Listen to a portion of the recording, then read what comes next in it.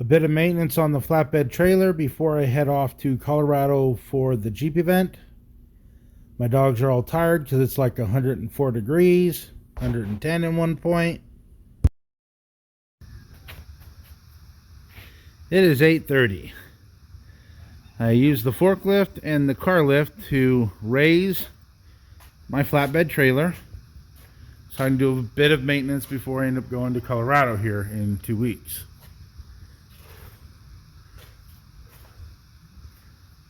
I had this hanging down at one point and I used stainless steel zip tie. It looks like it's still kind of okay, but the rest of it is definitely broken and wiggling. So I'm gonna fix that somehow. I'm not sure if I want to just use more stainless steel zip ties here and here, because if I try to weld on this tube, odds are very likely I will burn the wires that are inside. So I think the best option at this point is to use some stainless steel zip ties. A while back I hit a big plate of steel bending this one. Let's see if you can see it. Pretty good. I actually cleared it with the Chevy and then cut it with the trailer, and I actually wrapped around the first axle. It was really kind of a pain in the butt to take off. This one here actually looks bent too, doesn't it?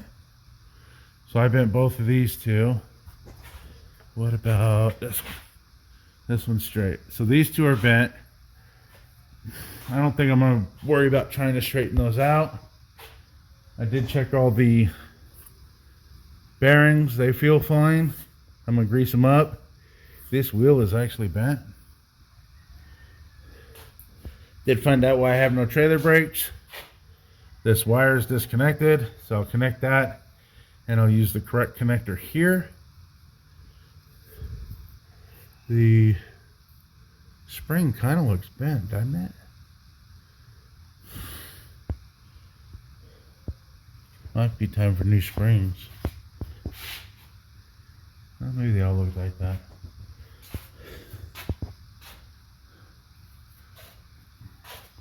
I'll get rid of this. This has those 3 little red lights, which I could give 2 shits about.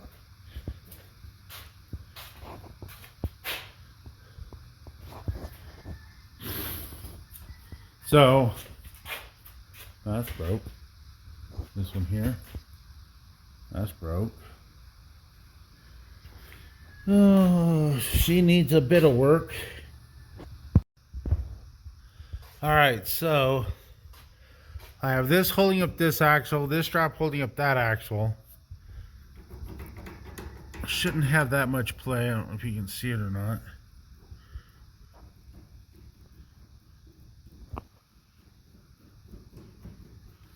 So I think I'm going to go ahead and see if I have what it would take to change those out. If I can do that. And this. I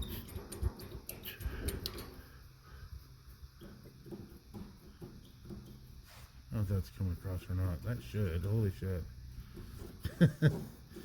Yeah. Fuck.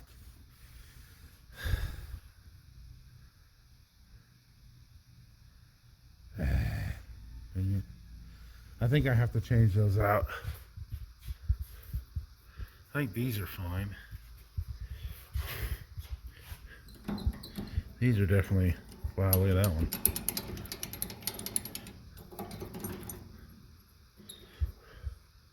That's insane. All right, I guess I'll have to get work on that. After the initial inspection, I took apart the spring hangers. You can tell the bolts are very worn. The shackles are very worn. The bushings are gone. They're worn all the way through, and it wore the shackles to the point where there's probably a 1/4 inch of metal missing. All right, as you can see, there's quite a bit of wear on these bolts and hangers, to the point where it was bound to fail shortly. Even bushings are gone. So I got new bushings, new hangers, new bolts. I got most of this side done.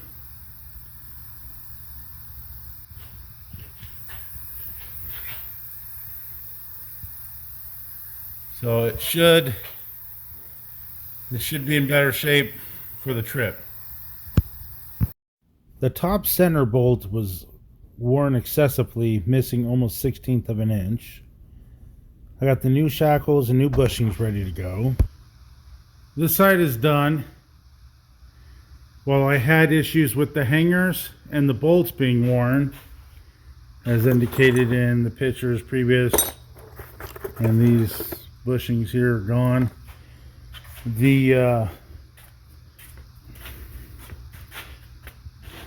what would this say? The passenger side upper hole is completely toast on this one. This one here was actually in really good shape. I don't have to replace. This one here should be replaced, assuming I can find one. It's cast iron, so welding it is generally not a great ideal. But if I can't find one in a timely manner, I can drill it out, sleeve it, and then I'll probably TIG weld that seam together just to make sure it doesn't come apart. And obviously I'd want the seam to be up high, because obviously the wear is down low. So put the seam like that. Once it's in, I'd have to weld it in, TIG weld it in, and then drill it out to whatever size this is. But I don't really want to do that. I could have sworn I bought these things already. I just checked all my toolboxes on the trailer, which is where logically I would have put it.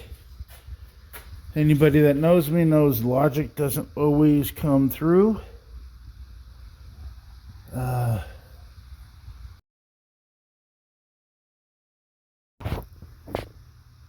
decided to replace both of these because of the wear here. So I got a new set and they're going on. Make it a little bit safer. That I could probably got away with, but I think the washer would have wore out really extremely quick. So instead, we'll put new ones on. And everything's made in China. China. They can't even put their name good anymore. At least back in the day, it was pretty legible. Anyways, so it's like 110. I'm gonna put the last hanger on and call it done. That tire is dying, so I'm gonna have it replaced.